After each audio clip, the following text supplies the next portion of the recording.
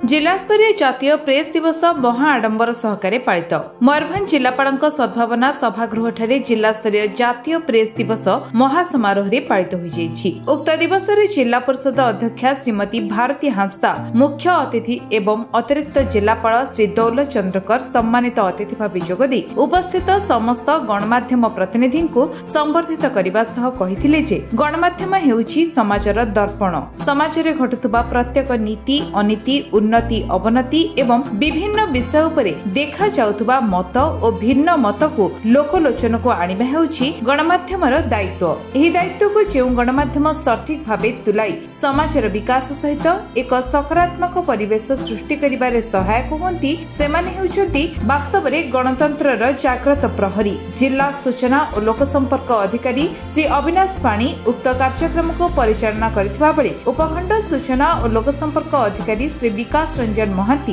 धन्यवाद अर्पण करथिले। उपखंड सूचना और लोकसंपर्क अधिकारी सौरज कुमार प्रधान समस्त कार्य संचालन करथिबा बेले जिल्लार समस्त गणमाध्यम प्रतिनिधि जिलापाल कार्यालय रे समस्त अधिकारी समेत समस्त कर्मचारी उपस्थित रही एही दिवस व्यापी समारोह को सफल कराइथिले। आज 16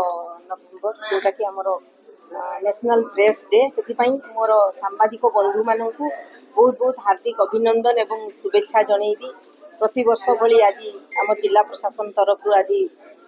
नेशनल प्रेस डे पालन होउची। तो ये गोटे बहुत बड़ कथा कहीं आजिकल जो आम आज खास कर कंटेंट थिला जे परिवर्तनशील गणमाध्यम। तो वर्तमान परिवर्तनशील जो गणमाध्यम अच्छी परिवर्तन सब बेले मनुष्य समाज होची परिवर्तनशील तेणु एटा को आमे गोटे पॉजिटिव वे रे नेबा तो निश्चित भाव आमे जो गणमाध्यम जो उपयुक्त मूल्यांकन अच्छी ताको आमे करि परिबा एवं ता सहित हमर जो अछंती जो सांबादिक माने काम करूचंती तांको पाखरे बहुत चैलेंजेस एबे अछि ताको को भलिया भाबरे से माने मुकाबिला करूचंती एवं ता सहित गणतंत्र माने ये होची चतुर्थ स्तंभ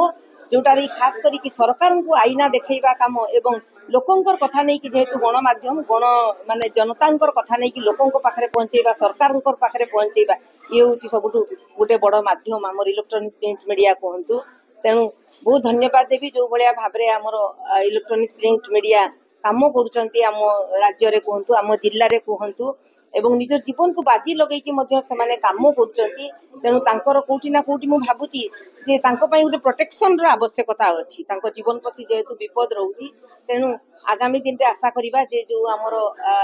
बंधु माने अछंती सांबादिक बंधु माने से माने को भलिया भाबरे स्वच्छता सहित एवं निष्ठार सहित निजर काम संपादन करि परिबे एवं